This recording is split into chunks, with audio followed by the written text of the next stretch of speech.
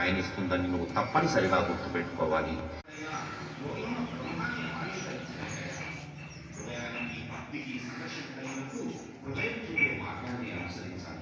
ఎందుకంటే మేధాశక్తి ఒక ఏర్పాటు స్థాయిని మాత్రమే కలిగి ఆ స్థాయిని దాటలేకపోలేదు.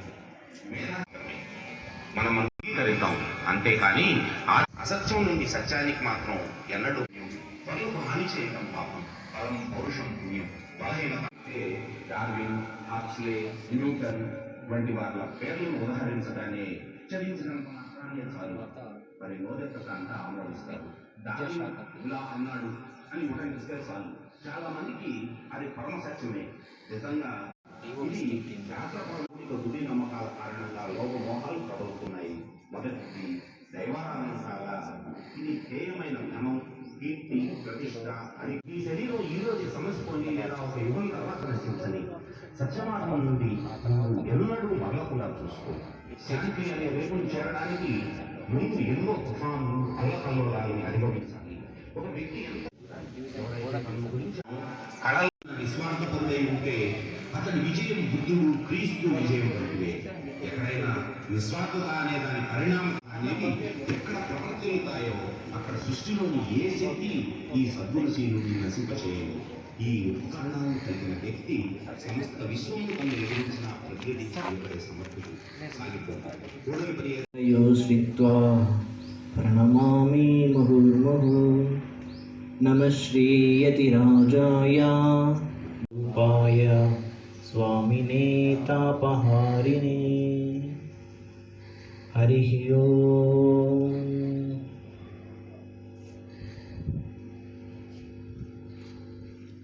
జై శ్రీరామకృష్ణ. అది మనకు మంచి జ్ఞానాన్ని ఇచ్చి భోగం అవుతుంది. అదే స్మార్ట్ జీవితాన్ని మనం అతి కోసం ఉపయోగించుకుంటే అది మనల్ని బద్ధకస్తపు మనుషుల్ని చేసి రోగాన్ని తెస్తుంది. ఆ భోగం ముదిరి రోగమై అయ్యేంత వరకు మాత్రం మనం తెచ్చుకోకూడదు. మన ప్రస్తుత సమాజంలో ఎక్కువగా యువతపై ప్రభావం చూపింది డిజిటల్ టెక్నాలజీ. దీని వలన మనకు చాలానే సమస్యలు ఉన్నాయి. కంటికి కునుకు అనేది కరువవుతుంది, శ్రద్ధ లోపిస్తుంది, అశ్రద్ధ ఎక్కువ అవుతుంది. తరచూ ఆ చరవాణిని చూస్తూ పక్కవారిని పట్టించుకోకపోవడం వలన మన బంధాలు దూరమయ్యే అవకాశం కూడా ఉంది. దీనికి ఇన్ని నష్టాలు ఉన్నట్టే ఉపయోగాలు కూడా ఉన్నాయి. మరి మనం ఇక్కడ మన దేశంలో ఎక్కడ ఏ మూలన ఉన్నా, మన ప్రపంచంలో ఎక్కడ ఏ మూలన ఉన్నా ఈ డిజిటల్ టెక్నాలజీ ఎప్పుడూ మనకు సాయంగా ఉంటుంది. మనం ఎంత జ్ఞానం కావాలన్నా ఇందులో సంపాదించుకోవచ్చు, ఎన్నో ముఖ్యమైన విషయాల్ని తెలుసుకోవచ్చు. ఇది యువతపై ఎంతగా ప్రభావం చూపిందంటే ఆ ఇంటర్నెట్ అనేది ఒక నిత్యావసర వస్తువులా మారిపోయేంతగా ప్రభావం చూపింది. ఈ డిజిటల్ టెక్నాలజీకి ఇన్ని సమస్యలు ఉన్నాయి, ఇన్ని ఉపయోగాలు ఉన్నాయి. మరి ఇది మంచిదా చెడ్డదా అనే ప్రశ్నకు ఒకే ఒక సమాధానం, దీన్ని మనం ఉపయోగించే విధానంలోనే దాగి ఉంటుంది. నేను ముందుగా చెప్పినట్టే అవసరం కోసం వినియోగిస్తే భోగం, అతి కోసం వినియోగిస్తే రోగం. ఉదాహరణకి Bill Gates, Microsoft co-founder, America business magnate అంతటి ఆయనే తమ పిల్లలకు ఈ డిజిటల్ టెక్నాలజీకి దూరంగా ఉంచారు, దానికి బానిసలు కాకుండా చూశారు. ఇక్కడ మనం ఒక్క క్షణం ఆలోచించవచ్చు, మనం కనుక దానికి అలవాటు పడిపోతే మన పరిస్థితి ఏంటా, మనకు ఎన్ని సమస్యలు వస్తాయో, ఎన్ని ఆటంకాలు ఎదురవుతాయో అని. వివేకానంద అన్నారు, యువత మేల్కోండి, మీ గమ్యం చేరేంత వరకు విశ్రమించకండి అని. యువత, ఈ డిజిటల్ టెక్నాలజీ నీకు వ్యసనంగా మారకముందే మేలుకో. నీ గమ్యం నీకు ఎంతో ముఖ్యం, దాన్ని చేరేంత వరకు దీనికి బానిస కాకు, నీవు అనుకున్నది సాధించు. మన దగ్గర స్మార్ట్ ఫోన్లు 3 ఉంటే అతి, 2 ఉంటే ఆడంబరం, అదే 1 ఉంటే అది మనకు అవసరం. స్మార్ట్ ఫోన్లు అవసరం కోసమే వినియోగించండి, అతి కోసం వినియోగించకండి. Thank you.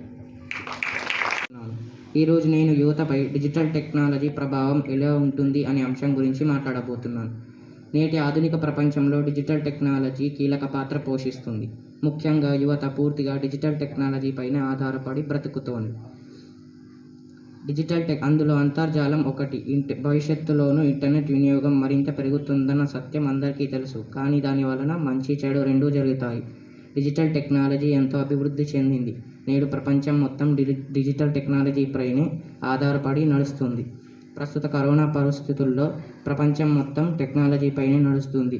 ఆన్లైన్ తరగతులు, ఆన్లైన్ ట్రాన్సాక్షన్స్ ఇలా ప్రతి ఒక్కటి డిజిటల్ టెక్నాలజీపైనే నడుస్తుంది. చదువు లేని వారు కూడా డిజిటల్ టెక్నాలజీ ద్వారా విజ్ఞానం సంపాదిస్తున్నారు. ఇలా డిజిటల్ టెక్నాలజీ ద్వారా మంచి జరుగుతుంది. అలాగే డిజిటల్ టెక్నాలజీ యువతపై దుష్ప్రభావం చూపుతుంది. యువత డిజిటల్ టెక్నాలజీని మంచికి వినియోగిస్తారు, మరియు చెడుకు కూడా వినియోగిస్తారు. కంటి సమస్యలు, నిద్ర సమస్యలు వస్తాయి. నేడు ఎన్నో సామాజిక మాధ్యమాలు కూడా వచ్చాయి. దాని వలన ఇతర విషయాలపై శ్రద్ధ ఉండదు, ఆరోగ్యం పాడవుతుంది. ఇలా డిజిటల్ టెక్నాలజీ ద్వారా మంచి జరుగుతుంది మరియు చెడు కూడా జరుగుతుంది. కావున దీన్ని మనం పూర్తిగా పక్కన పెట్టలేము. అవసరమైన వాటికి వాడితే ఎటువంటి హాని కలగకుండా ఉంటుంది. ఇలాంటి అవకాశం ఇచ్చినందుకు ధన్యవాదాలు. నా పేరు పి రామచరణ్. నేను 9వ తరగతి చదువుతున్నాను. ఈరోజు మనం అందరం ఇక్కడ స్వామీజీ జయంతి సందర్భంగా హాజరయ్యాం. నేను స్వామీజీ వ్యక్తిత్వం గురించి చెప్పాలనుకున్న కొన్ని విషయాలను మీకు చెప్పబోతున్నాను. మనిషికి గుర్తింపు తెచ్చేది వ్యక్తిత్వం, అతనికి తగిన గౌరవాన్ని ఇచ్చేది వ్యక్తిత్వం.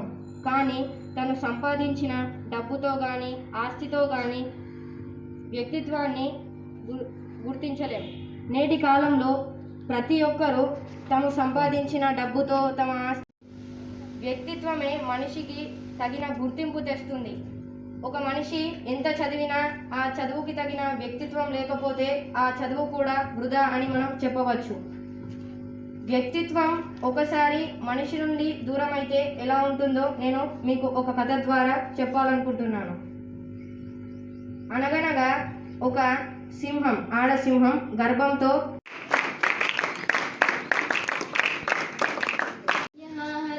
कदम पे धरती बदले रंग, यहाँ की बोली में रंगोली सात रंग, यहाँ हर कदम कदम पे धरती बदले रंग, यहाँ की बोली में रंगोली सात रंग, धानी पगड़ी पहने मौसम है नीली चादर ताने अंबर है नदी सुनहरी हरा समंदर है देश सजीला देश रंगीला रंगीला देश मेरा रंगीला देश रंगीला रंगीला देश मेरा रंगीला सिंदूरी गालो वाला सूरज जो करे तिथोली शर्मीले खेतों को ढक दे चुनर पीली पीली घूंघट में रंग पंखट में रंग चम चम चमकीला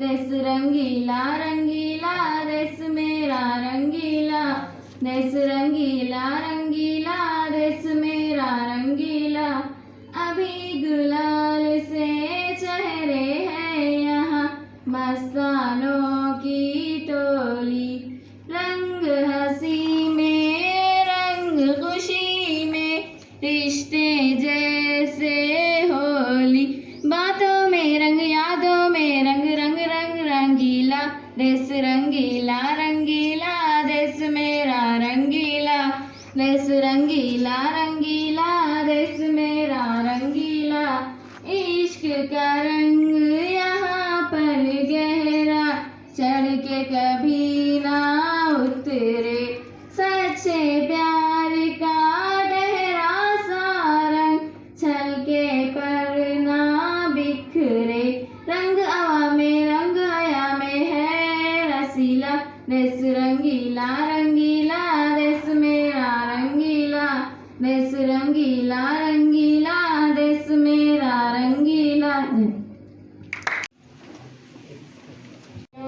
शशिवर्णं चतुर्भुजं प्रसन्नवदनं ध्यायेत् सर्वविघ्नोपशान्तये। ॐ स्थापकाय च धर्मस्य सर्वधर्मस्वरूपिणि अवतारवरिष्ठाय रामकृष्णाय ते नमः। यथाग्नेर्दाहिका शक्ति रामकृष्णे स्थिता हिया सर्वविद्यास्वरूपान्तां शारदां प्रणमाम्यहम्। नमः श्रीयतिराजाय विवेकानन्दसूरये सच्चित्सुखस्वरूपाय स्वामिने तापहारिणे त्र्यम्बकं यजामहे सुगन्धिं पुष्टिवर्धनम् उर्वारुकमिव बन्धनात् मृत्योर्मोक्षीयमामृतात् ॐ भूर्भुवस्वः भर्गो देवस्य धीमहि धियो यो न प्रचोदयात् तेजोसि तेजोमयि देहि वीर्यमसि वीर्यं मयि देहि बलमसि बलं मयि देहि ओजोसि ओजो मयि देहि मन्युरसि मन्युं मयि देहि सहोसि सहो मयि देहि सर्वे भवन्तु सुखिनः धियं करवावहै तेजस्ववहन्तिः ॐ असतो मा सद्गमय तमसो मा ज्योतिर्गमय मृत्योर्मा अमृतङ्गमय ॐ शान्ति शान्ति शान्तिः ॐ भद्रं कर्णेभिः शृणुयाम देवाः भद्रं पश्येमाक्षवीर्यजत्राः स्थिरैरङ्गैः सुष्ठुवागं स्वस्तनोभिः व्यशेम देवहितं यदायुः स्वस्ति न इन्द्रो वृद्धस्रवाः स्वस्ति न पूषा विश्ववेदाः स्वस्ति नस्ताक्षो अरिष्टनेमिः स्वस्ति देव शान्तिः श्यामा शान्तिरेहि ॐ शान्ति शान्ति शान्तिः ॐ पूर्णमद पूर्णमिदं पूर्णात् पूर्णमुदच्यते पूर्णस्य पूर्णमादाय पूर्णमेवावशिष्यते ॐ शान्ति शान्ति शान्तिः. ముందుగా వివేకానంద జయంతి శుభాకాంక్షలు. నా పేరు జి వైష్ణవి. నేను శ్రీ రామకృష్ణ విద్యానికేతన్లో 10వ తరగతి చదువుతున్నాను. నేను ఎంచుకున్న అంశం విద్యార్థి యొక్క సంపూర్ణ వ్యక్తిత్వ వికాస అభివృద్ధిలో స్వామీజీ బోధనల పాత్ర ఏమిటి? సంపూర్ణ వ్యక్తిత్వ వికాసం అంటే ఉన్నత చదువులు లేక ఉన్నత పదవులు కాదు. అలా అని చదువు అనవసరం కాదు. చదువు మన వ్యక్తిత్వాన్ని వికసింపజేసేది మాత్రమే. వ్యక్తిత్వ వికాసం అంటే కష్టాల్లోనూ మనసు దృఢంగా ఉండటం, ప్రలోభాల్లోనూ చలించకుండా ఉండటం, కీర్తి కిరీటాలను ధరించినప్పుడు మనసు సమతుల్యాన్ని కోల్పోకుండా ఉండటం, ఇతరుల బాధలకు స్పందించే హృదయం కలిగి ఉండటం, మరియు మన సాంగత్యం ఇతరులకు సాంత్వనం చేకూర్చేదిగా ఉండటం. వీటన్నింటికంటే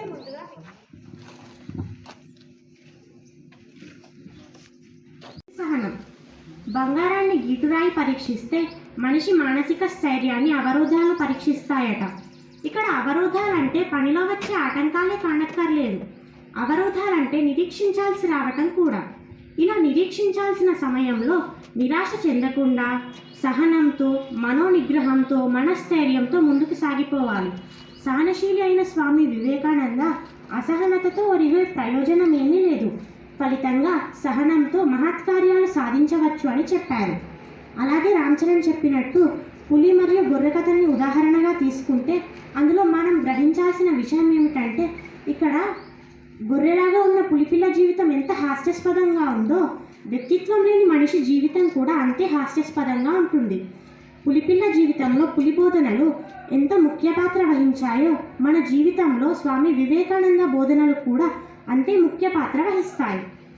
పులిపిల్ల జీవితాన్ని పులి బోధనల ద్వారా ఎంత అర్థవంతంగా, ఎంత అందంగా మలచగలిగిందో మన జీవితాన్ని కూడా స్వామి వివేకానంద బోధనల ద్వారా అంత అందంగా మలుచుకోవచ్చు. స్వామీజీ బోధనలను వినటం సహజంగా జరుగుతుంది, కానీ వాటిని వెక్కిరించిన వాడు వికృతిగా మారతాడు. కానీ మన సంస్కృతి ఏమిటి? స్వామి వివేకానంద బోధనలను విని మన జీవితానికి అన్వయించుకొని ఆచరించాలి. క్రమశిక్షణ విలువ తెలియడానికి అల్పమైన విషయాలను వదిలేయాలి. అయితేనే విజయాలు సాధించబడతాయి. మహత్యాగాల వల్ల మహత్ కార్యాలు సాధించబడతాయన్న స్వామి వివేకానంద బోధనలు ఎంతోమందిని విజేతలుగా మలిచాయి. మనం విద్యార్థులను విద్వాంసులుగా మలిచేందుకు స్వామి వివేకానంద ధీర వచనాలను, బోధనలను మించింది మరేదీ లేదు. జై వివేకానంద. ధన్యవాదాలు. నేను రామకృష్ణ విద్యానికేతన్లో నా 10వ తరగతి పూర్తి చేసుకున్నాను. ఇప్పుడు నేను హైదరాబాద్లో బీటెక్ చదువుతున్నాను. ముందుగా చెప్పాలంటే యాజ్ ఎ యూత్ నేను మన దేశానికి మన యువత అవసరం ఎంత ఉందో అది చెప్పాలనుకుంటున్నాను. సో యువత ఏంటంటే మన దేశం అందరికీ తెలుసు, మన దేశ గొప్పతనం గురించి. మన దేశం ఒకప్పుడు బ్రిటిష్ వారి చేతుల్లో నుండి తమ తల్లిని, మన భవిష్యత్తును కాపాడుతున్న సమరయోధులను కన్న దేశం మనది. సో అలాంటి దేశంలో పుట్టిన మనం ఏం చేస్తున్నాం?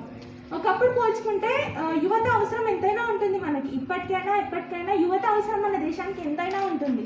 సపోజ్ ఇప్పుడు ఎవరు చేయాలన్నా, ఇప్పుడు ఓల్డ్ సిటిజన్స్ ఏం చేయలేరు, చిన్నపిల్లలు ఏం చేయలేరు. మన దేశాన్ని ఏం చేయాలన్నా అది మన యువత చేతిలోనే ఉంటుంది. ఒకప్పుడు పోల్చుకుంటే మనిషికి మధ్య అనుబంధాలు అనేటివి ఎక్కువగా ఉండేవి. ఒకరు కూర్చొని మాట్లాడుకోవాలన్నా, వారు సంభాషించుకోవాలన్నా ఎదురుగా కూర్చొని మాట్లాడుకునేవారు. కానీ ఇప్పుడు పోల్చితే మనకి చరవాణిలు సహాయపడుతున్నాయి.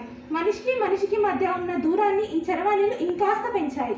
అది ఎలా అంటే, ఒకే ఇంట్లోని మనుషులు మాట్లాడుకోవాలన్నా, ఒక ఫ్లోర్ నుండి ఇంకో ఫ్లోర్తో వాళ్ళతో మాట్లాడుకోవాలన్నా సెల్ ఫోన్స్ యూజ్ చేస్తున్నారు. టెక్నాలజీ చాలా పెరిగిందండి.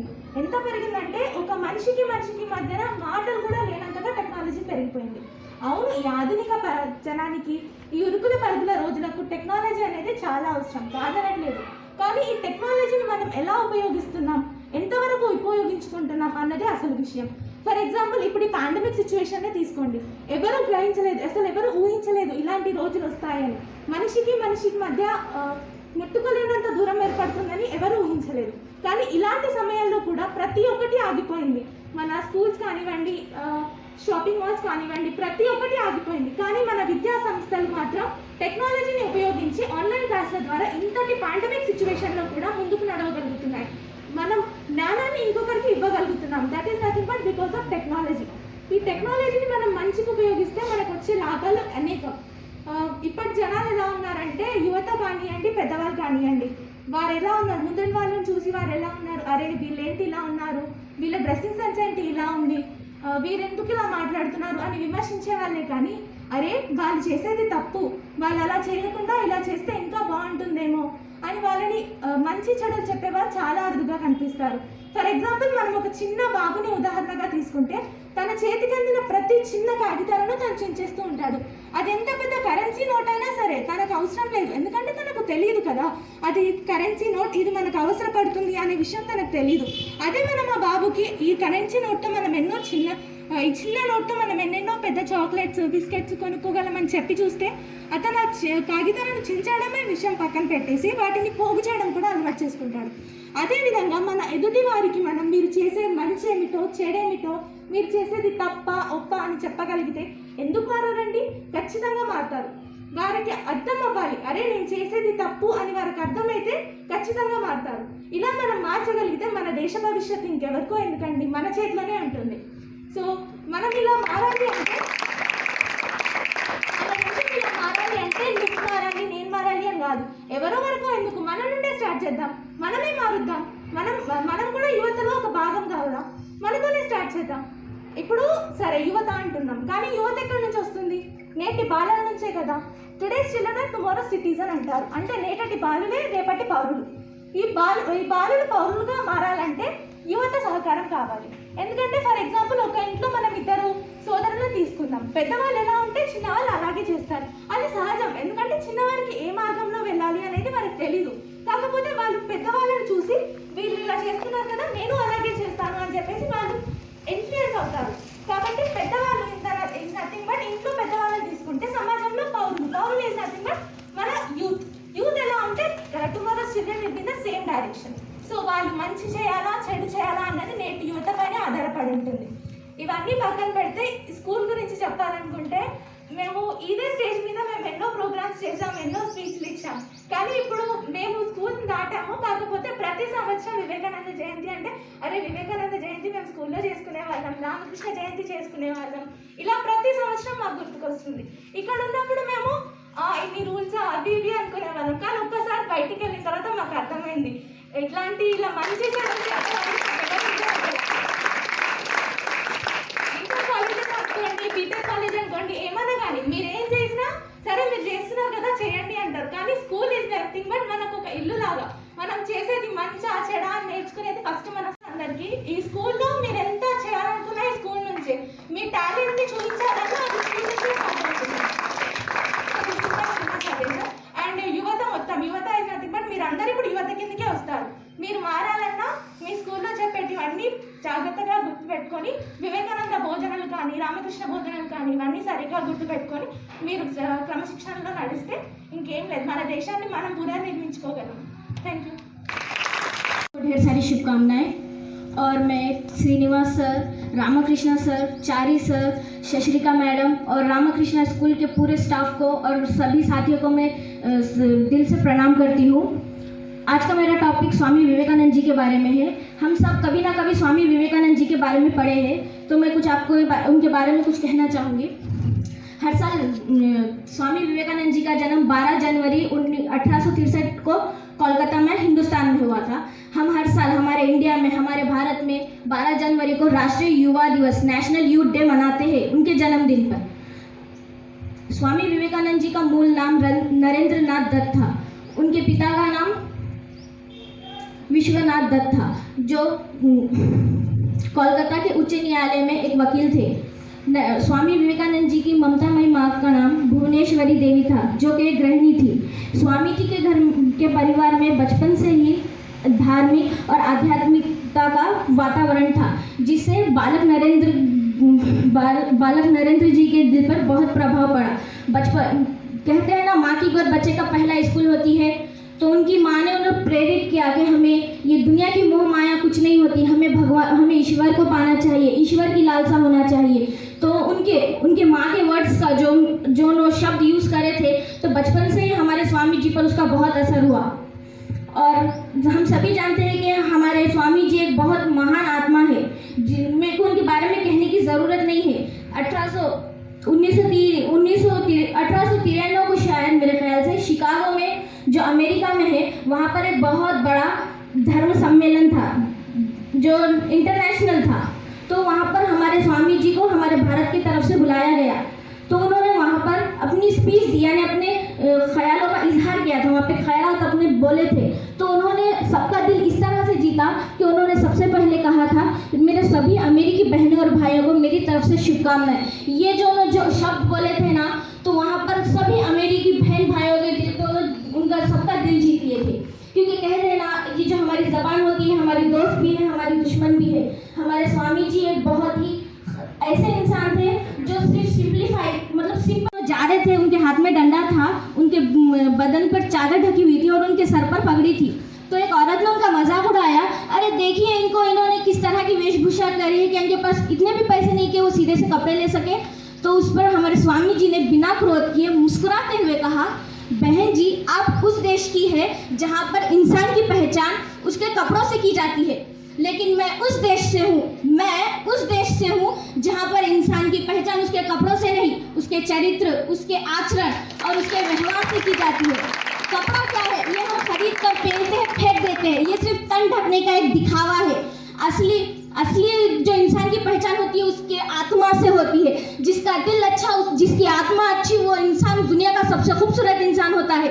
महंगे कपड़े पहनने से, शो शाइनिंग दिखावा करने से कोई अच्छा नहीं होता। मुझे गर्व है कि मैं हिंदुस्तानी हूँ। बल्कि जब उन्होंने कहा था, तो जब से हम हिंदुस्तानियों का एक अलग रुतबा, एक अलग लेवल है अमेरिका में। आज भी अगर हम लोग यहाँ से बाहर पढ़ने जाते हैं, तो ये सोच कर कि स्वामी जी के देश से आया है कहकर हमें बहुत इज्जत मिलती है। ये हमारे लिए सबसे बड़ी बात है। तो इनके लिए, हमारे स्वामी जी के लिए एक बार क्लैप।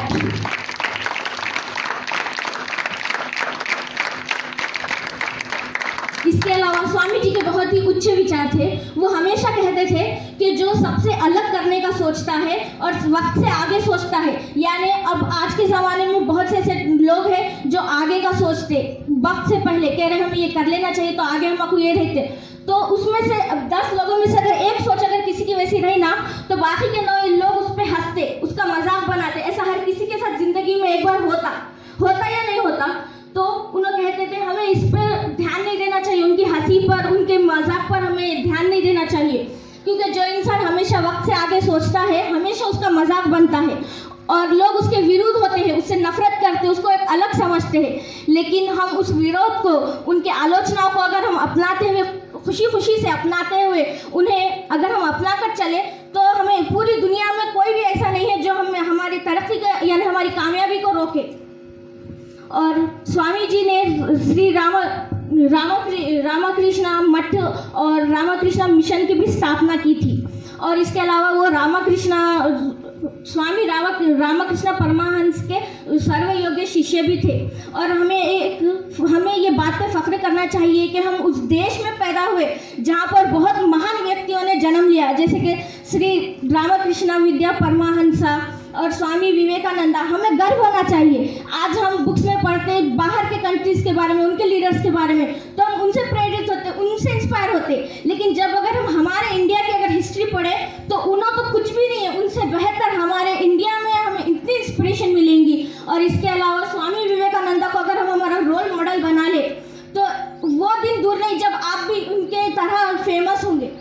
ज़रूरी नहीं है कि हम दूसरों को, जैसे कि आज के ज़माने में टीवी स्टार, उन्हें अच्छा दिखता हम उसको रोल मॉडल बना लेते, लेकिन वैसा नहीं। अगर हम ऐसे महान शख्सियतों यानी महान व्यक्तियों को अगर हम रोल मॉडल बनाएं तो इंशाल्लाह ताला ज़रूर आगे दुनिया में हम बहुत कामयाब होते, बहुत तरक्की होती, हमारी सक्सेसफुल होती या नहीं होती। बस मेरा इतना कहना है। Thank you.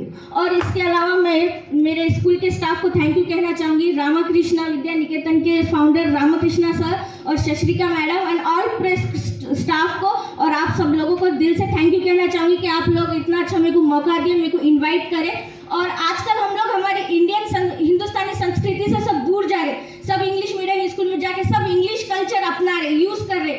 तो मैं ये रामकृष्णा विद्या निकेतन स्कूल स्टाफ को दिल से थैंक यू कहना चाहूँगी कि वो आज भी हमारे इंडियन संस्कृति को फॉलो कर रहे। और ये हर साल होता, मैं लास्ट ईयर भी मैं पार्टिसिपेट करी थी और मेरे को प्राइज़ भी मिला।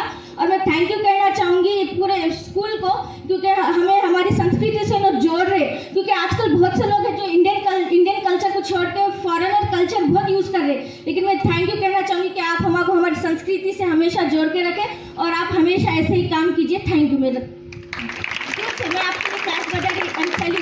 जय विवेकानंद, जय भारत। Thank you.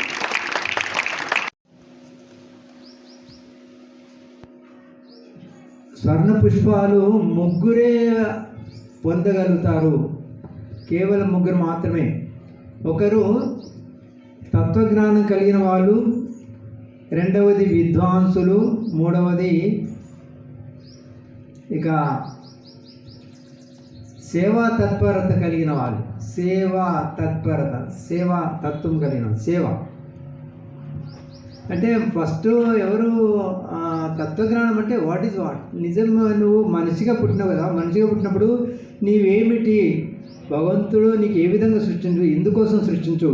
ఆహారం నిద్రం భయం మైథునం పశువు సమానం.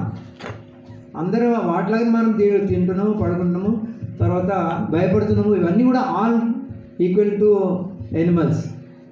Where is intellectual. ఇప్పటివరకు అమ్మాయి చెప్పినట్టు అక్కడ సార్ మీరు ఫ్రెండ్స్ సార్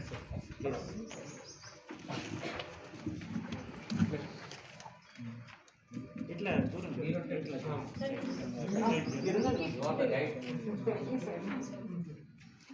సార్ మీరు సెంటర్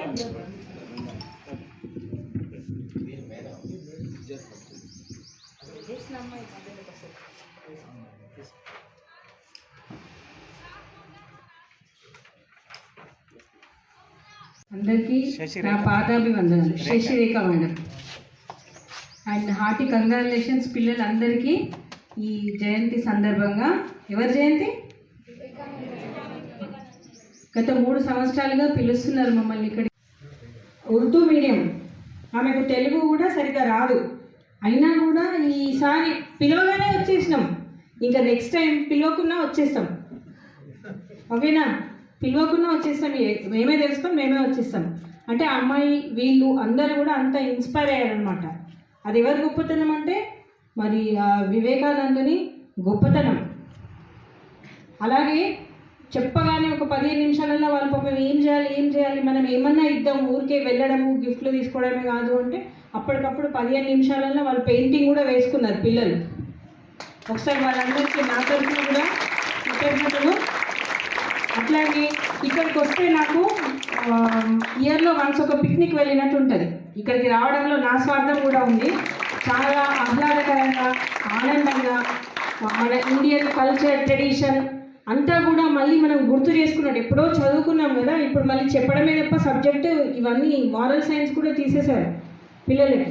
సో అదంతా రికలెక్ట్ చేసుకొని ఒక అద్భుతమైన ఫీలింగ్ వస్తుంది నాకు ఇక్కడ రావడానికి. సో నేనే మీకు కృతజ్ఞతలు తెలుపుకుంటున్నాను. అయితే జూనియర్ నరేందర్ గారు ఉన్నారు కదా, నాకు సారీ చెప్పారు వస్తూనే. మీరు సారీ చెప్పేంత పెద్దదాన్ని నేను కాదు. This is the great thing. ఈ స్కూల్ గురించి ఇక్కడికి రావడమే ఒక ఆధ్యాత్మిక భావన అన్నది వస్తుంది. మా పిల్లల్లో కూడా చాలా ఇన్స్పిరేషన్ వచ్చింది లాస్ట్ ఇయర్. ప్రైజెస్ అంటే పిల్లలు కాబట్టి ప్రైజెస్ సహజంగా కోరుకుంటారు, కానీ తను ఫీల్ అయ్యి రావాలి చదవాలి అనుకుని వచ్చిన వాళ్ళు పిల్లలు ఇంకా మాకు టైం ఉంటే వచ్చే వాళ్ళం అందరము. సో మీరు కూడా wide reading gives wide knowledge. Reading అంటే దయచేసి టెక్స్ట్ బుక్స్ చదువుకోండి, మీ స్కూల్ బుక్స్ ఇప్పుడు తప్పదు కాబట్టి what is reading, you read. ఇక్కడ మన ఈ విద్యానికేతన్ వాళ్ళు ప్రొవైడ్ చేస్తున్న సాహిత్యం ఏదైతే ఉందో వివేకానందుడి గురించి, అదే నాకు ఇన్స్పిరేషన్. అది చదివితే చాలా అనిపించింది. సో మీరు కూడా అందరు బాగా చదివి మన ఇంటలెక్చువల్ పవర్ పెంచుకోండి. ఎలాగో చదువుతారో ఒక డిసిప్లిన్, ఒక సెల్ఫ్ డిసిప్లిన్ మీరు నేర్చుకోవాలి. Okay children, all the best to all of you. మీలో నుండి ఒక ఇంజనీర్, డాక్టర్, టీచర్, ఇదే కాకుండా ఒక స్వామి వివేకానంద కూడా రావాలని నేను కోరుకుంటున్నాను. All the best children.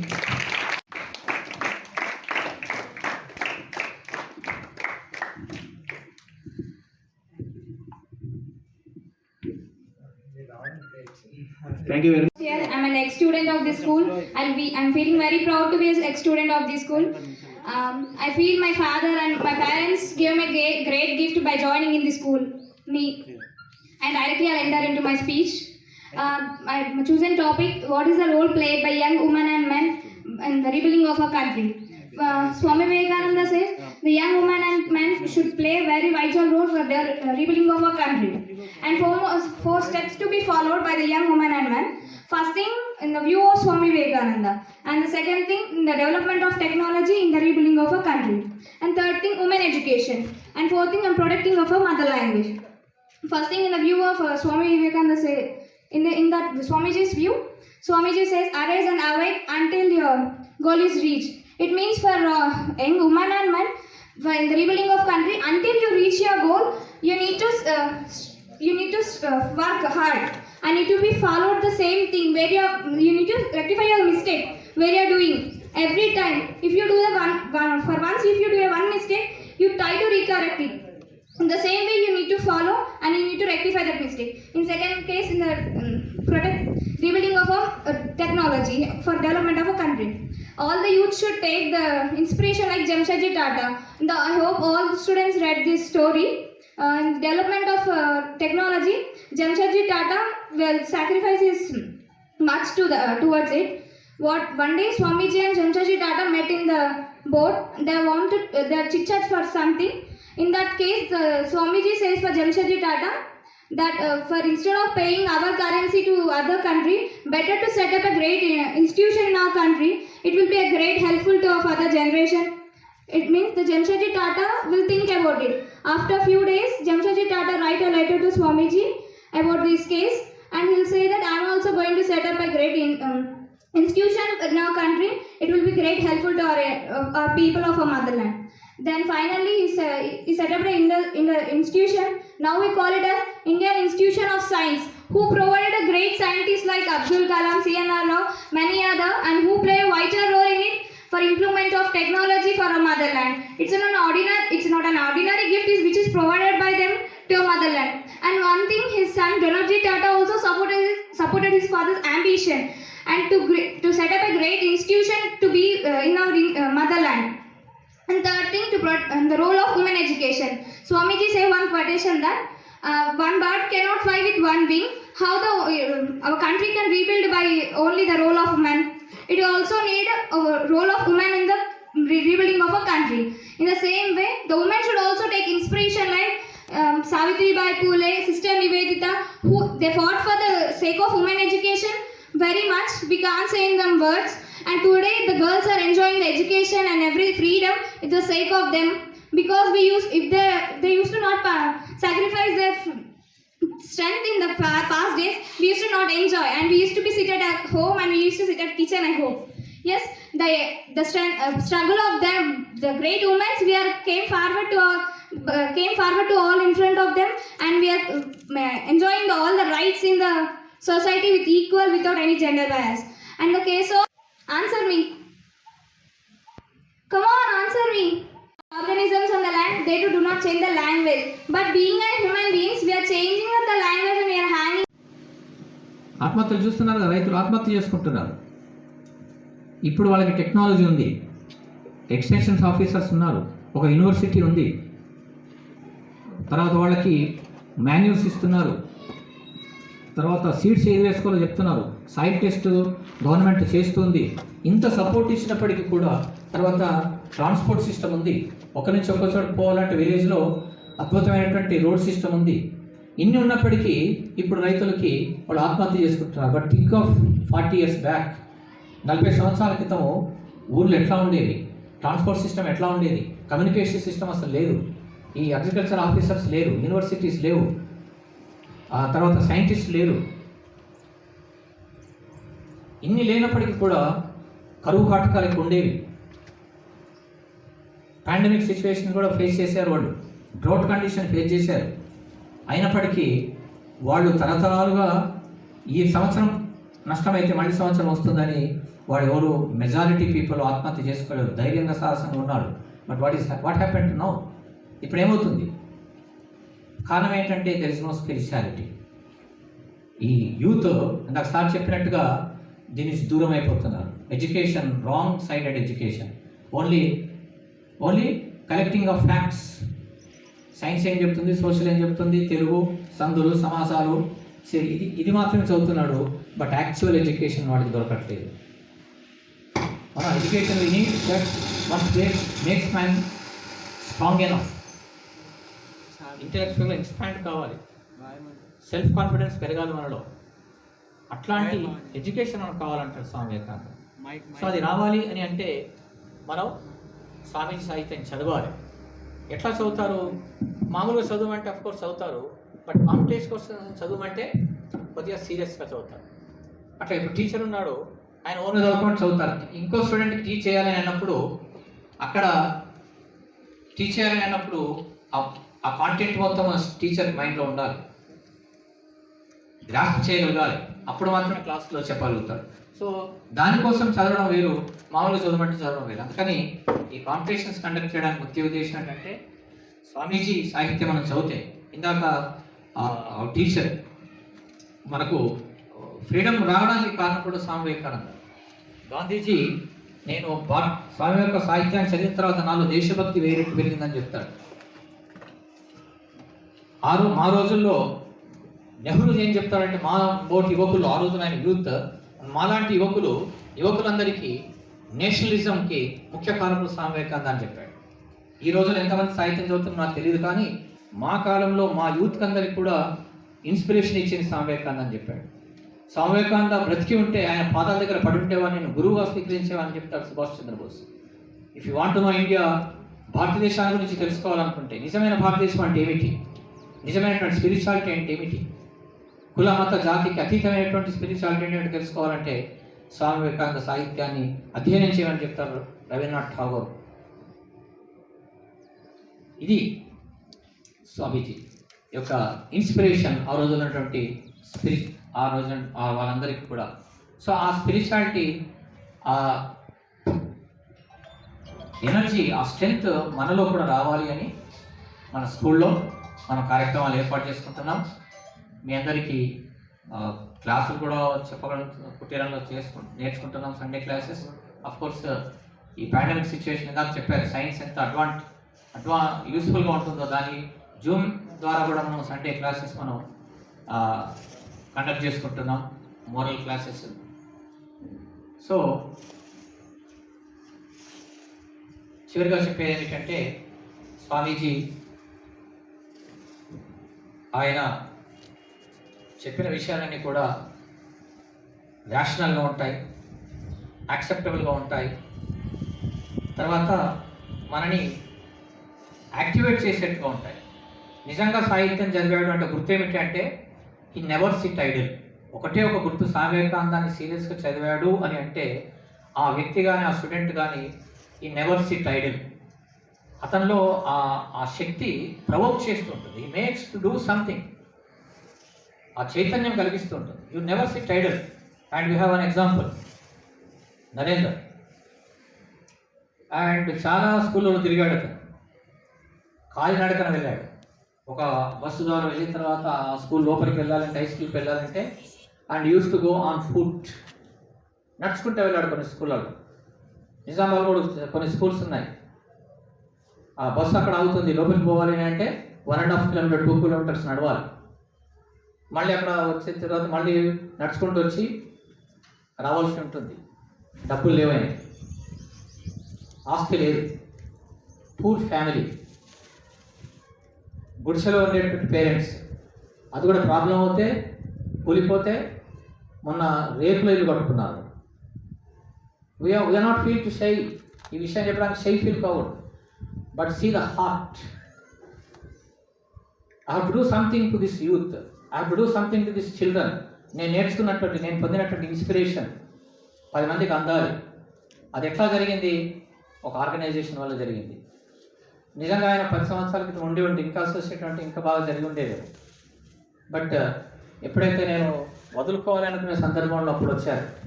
నిజామాబాద్లో ఉండడానికి కష్టం కాబట్టి, తిండికి కష్టం, రూమ్ తీసుకోవడం రెంట్ కష్టం, మరి ఎట్లా ఉండాలి అని అంటే ఆ డైట్స్ లెక్చరర్ ఇప్పుడు ప్రిన్సిపాల్ శ్రీనివాస్ సార్ ద్వారా అక్కడ మనకు ఒక వేదిక ఉంది, నువ్వు అక్కడ ఉండొచ్చు అంటే ద్వారకా నగర్లో ఉన్నాడు. అక్కడ కొత్త ఎక్స్పోజ్ అయ్యాడు, సాహిత్యం చదివాడు, చదివిన తర్వాత రామకృష్ణ మఠకు అటాచ్ అయ్యాడు. అక్కడికి కూడా డబ్బులు ఉండవు పోవాలి అంటే. అక్కడ ఉన్నటువంటి చాలామంది స్టూడెంట్స్కి డబ్బులు ఉండేవి కావు. అక్కడ కావాలంటే వాళ్ళు మినిమం ఛార్జ్ చేసేవాళ్ళు, ఎందుకంటే శ్రద్ధ ఉండాలి కాబట్టి. ఊరికి అందరికి ఫ్రీగా అంటే ఊరికి వెళ్తారు, భోజనం దొరుకుతుంది, హాయిగా వెళ్ళాలని. కానీ శ్రద్ధ ఉండాలని మేము 150-200 రూపీస్, ఆ 200 రూపీస్ కూడా లేవు. అక్కడ ఉండేటువంటి కొంతవారికి ఉండేవి కావు. And I use to pay. Sri Ramakrishna ఇచ్చిన డబ్బుని వాళ్ళకి ఇచ్చి అక్కడ పంపితే అసోసియేట్ అయిన తర్వాత ఇక్కడ ఇన్స్పిరేషన్ కొద్దిగా, ఆ తర్వాత మట్క అసోసియేట్ అయిన తర్వాత అండ్ హీ డెడికేటెడ్ కొన్ని ఎన్ని స్కూల్ తిరిగావు? 126 స్కూల్స్ తిరిగారు. నూకన్ కార్నర్ విలేజెస్, చాలా ఇంటికి వెళ్ళి నేను పొందిన ఇన్స్పిరేషన్ మిగతా వాళ్ళకి కాదు, అది స్వామి వివేకానంద. అందుకే నేను అందరూ చెప్పేది సీరియస్గా చదవండి. పైపైన చదివితే చదివిన వాళ్ళు అట్లా ఉండరు. చదివిన వాళ్ళు నేమ్ అండ్ ఫేమ్ కోసం ఉంటారు, పేరు ప్రఖ్యాతులు కావాలంటే వైట్ కాలర్ సర్వెంట్స్గా ఉంటారు. ఎప్పుడైతే అక్కడ నీకు డబ్బు రాదు, డబ్బు అడ్డం రాదు. నీ దగ్గర 100 రూపాయలు ఉన్నా లేకున్నా 1000 రూపాయలు నేను సాయం చేస్తాను మాట ఆటోమేటిక్గా వచ్చేస్తుంది. మరి ఎట్లా చేస్తానంటే ఆటోమేటిక్గా సాయం కూడా వచ్చేస్తుంది. That is the power of Swami Vivekananda. అది దురదృష్టం. రంగనాథాన్ని అంటారు మా గురువుజీ, ఆ రోజుల్లో వాళ్ళు చదివి వాళ్ళు ఇన్స్పైర్ అయ్యారు. వీళ్ళందరూ ఇంకా చెప్పినటువంటి రవీంద్రనాథ్ ఠాగూర్తో పాటు సుభాష్ చంద్రబోస్, అట్లాగే బంకించంద్ర చటర్జీ, సర్వపల్లి రాధాకృష్ణన్ లాంటి వాళ్ళు కూడా స్వామి వివేకానంద సాహిత్యం చేసి ఇన్స్పైర్ అయ్యారు. అప్పుడు స్వామి వివేకానంద సాహిత్యాన్ని బ్యాన్ చేశారు. బ్రిటిష్ గవర్నమెంట్ ఇన్స్పైర్ చేస్తుంది అందరినీ. వాళ్ళు లెటర్లు రాసుకునేవాట. లెటర్లలో సర్వపల్లి రాధాకృష్ణ చెప్పారు, మేము స్వామి వివేకానంద సాహిత్యాన్ని బయట ఉంటే అందరూ ఇది విస్ఫోటనం కాబట్టి, అందరూ ఇన్స్పైర్ అవుతున్నారు కాబట్టి, దేశభక్తి యుతులుగా మారుతున్నారు కాబట్టి, మా వ్యతిరేకం అవుతున్నారు కాబట్టి వాళ్ళు దాన్ని బ్యాన్ చేశారు. బ్యాన్ చేస్తే వీళ్ళు లెటర్స్లో స్వామి వివేకానంద కొటేషన్స్ని వాళ్ళు కోట్ చేసేవాళ్ళట. అట్లా ప్రచారం చేశారు సర్వపల్లి రాధాకృష్ణన్ చెప్పారు.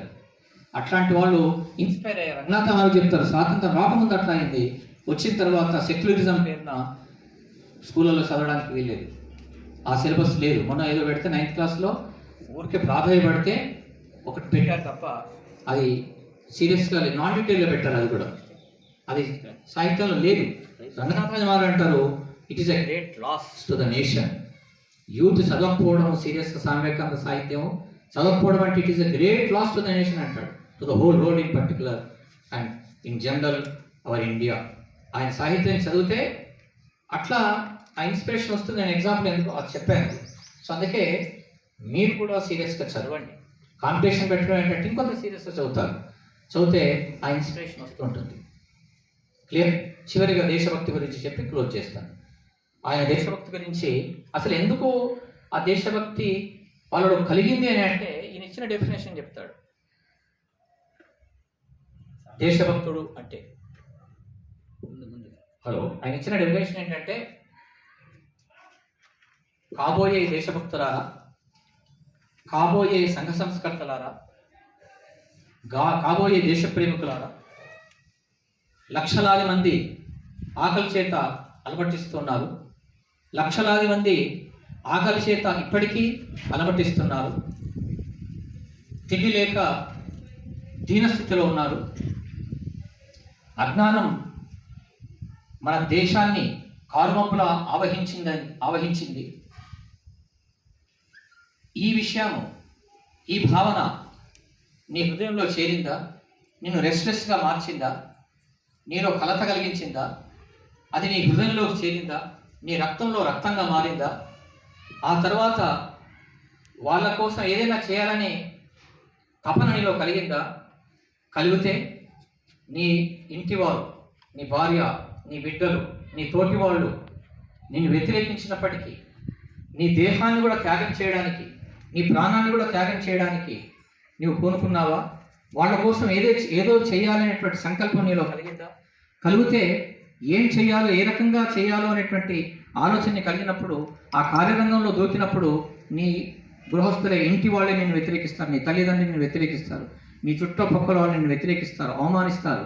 అయినప్పటికీ నీ ప్రాణాన్ని కూడా లెక్క చేయకుండా వాళ్ళ కోసం ఏదో నేను చెయ్యాలి, కార్యోన్ముఖుని కావాలని నీకు ఆలోచన కలిగిందా? కలిగితే దేశభక్తికి మొదటి మెట్టు అని చెప్పాడు. దేశభక్తుడు అని చెప్పలేదు. ఈ ఆలోచన సమాజాన్ని కూడా వ్యతిరేకించి, ఇంటి వాళ్ళని కూడా కింద కూడా వ్యతిరేకించి నువ్వు సమాజ సేవ కోసం ప్రయత్నం చేస్తే, ఆలోచన కలిగితే, నిజంగా ప్రయత్నం చేస్తే నీకు దేశభక్తి కలగడానికి మొదటి మెట్టు అని చెప్పాడు. This is Swami Vivekananda. They only who live for the rest are more dead than live అని అంటాడు. ఎవరు చెప్పగలుగుతాడు? ఇతరుల కోసం జీవించిన వాడు, నిజంగా జీవించిన వాడు, మిగిలిన వాడు బ్రతికి ఉన్నా కూడా చచ్చిన వాడితో సమానం అని చెప్పాడు. ఇంత స్ట్రాంగ్ వర్డ్ స్వామి వివేకానంద చెప్పాడు. కాబట్టి అది మనం అందరం చదవాలి, సీరియస్గా చదవండి. కొలంబోటు వల్మోరా ఇందాక చెప్పాడు కదా, సందేశ్ తరంగిణి, అట్లాగే స్వామి వివేకానంద లెటర్, అది చదివితే మనలో ఆ తపన కలుగుతుంది, మనం బాగుపడతాం, సమాజానికి కూడా అప్పుడు మనం వెలుగుగా మారుతాం. ఇప్పుడు ప్రపంచానికి గురుస్థానం ఉండాలి అంటే మనం మారితే ఉండగలుగుతాం. మనం వీక్ మైండెడ్గా, ఫిల్తీ మైండెడ్గా, ఇమోషన్స్ కంట్రోల్ చేయలేక, అవునా, ప్రమాదానికి భారంగా, డిప్రెషన్తో, భయంతో, దీనుడుగా జీవితాన్ని గడిపితే నువ్వేం బాగు చేస్తావు? అవునా? Be and make. మనం అట్లా తయారు కావాలి, సమాజాన్ని అట్లా తయారు చేయాలి. మనం స్ట్రాంగ్ కావాలి, సమాజాన్ని స్ట్రాంగ్ చేయాలి. మనకు పీస్ ఉండాలి, సమాజానికి పీస్ ఇవ్వాలి. మనలో ఆ ఎనర్జీ ఉండాలి, ఇతరులకు ఇవ్వగలగాలి. అట్లాంటి నాలెడ్జ్, అట్లాంటి పవర్ మనకు రావాలి అని అంటే, సో మనకి స్వామీజీ సాహిత్యాన్ని చదువుదాం. అఫ్కోర్స్ చివరిగా మనకి పాండమిక్ సిచ్యువేషన్ ఉంది కాబట్టి డిఫరెంట్ స్కూల్స్ నుంచి, కాలేజ్ నుంచి రాలేకపోయారు, అందరిని కూడా ఇన్వాల్వ్ చేయలేకపోయాం. Otherwise more than college students, high school కలిస్తే మోర్ దాన్ 40 స్టూడెంట్స్ అందరూ వచ్చేవారు. అద్భుతంగా మనం జరుపుకునేవాళ్ళం. బట్ ఈవెన్ దెన్ నేను ఇందాక చెప్పాను కదా, తపన ఉంటే వాడు సైలెంట్గా ఉండడు. మనకి ఇంత కష్టం ఉన్నప్పటికీ కూడా, పాండమిక్ సిచ్యువేషన్ ఉన్నప్పటికీ కూడా, అది స్వామీజీ సాహిత్యం చేరాలి, అందరూ చేయాలని మనం కాంపిటీషన్ కండక్ట్ చేసాం. అండ్ అది అందులో మళ్ళీ 2 టైప్స్లో, ఫస్ట్ రిటర్న్ టెస్ట్. ఆ రిటర్న్ టెస్ట్ కూడా గూగుల్ ఫామ్ ద్వారా వాళ్ళ సెల్ ఫోన్లోనే వాళ్ళు రాశారు. తర్వాత ఎలక్యూషన్ కాంపిటీషన్ కూడా జూమ్ యాప్ ద్వారానే మనం కండక్ట్ చేసాం. నేను చెప్పేది ఏమిటంటే, సాహిత్యం చదివినవాడు సైలెంట్గా ఉండడు.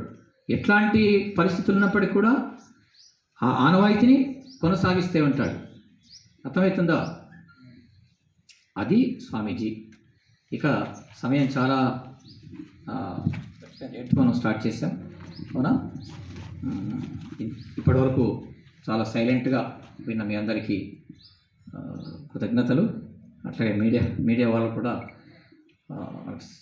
ఇంతసేపు సైలెంట్గా ఉండి మన కార్యక్రమాన్ని అందరికీ చేరేట్టుగా చేస్తున్నారు. అసలు నిజానికి మొట్టమొదట్లో మనం ఏ కార్యక్రమం చేసినా అసలు పేపర్ కూడా ఇచ్చేవాళ్ళం కాదు. స్టార్టింగ్లో పేపర్కు ప్రచారం ఉండేది కాదు. బట్ తర్వాత వేరే వాళ్ళకు కొంత తెలుస్తుంది, కొంతమంది ఇన్స్పైర్ అవుతారని ఆటోమేటిక్గా ఆ తర్వాత వాళ్ళు ప్రోత్సహిస్తే అట్లా చేయడం జరిగింది. కారణం ఏంటంటే నిజంగా చదివిన వాళ్ళు మనకు వస్తారు, వాళ్ళు ఎక్స్పోజ్ అవుతే ఆటోమేటిక్గా వాళ్ళ ద్వారా 10 మందికి ఇన్స్పిరేషన్ వచ్చేస్తుంటుంది, మార్పు కనిపిస్తుంటుంది, గమనిస్తాం మనం. So once again I extend my thanks to all the participants. అలాగే మన ఓల్డ్ స్టూడెంట్స్ కూడా పార్టిసిపేట్ అయ్యారు. Now just now our old student has come. B Chandana. Huh? B Chandana. P Chandana. B.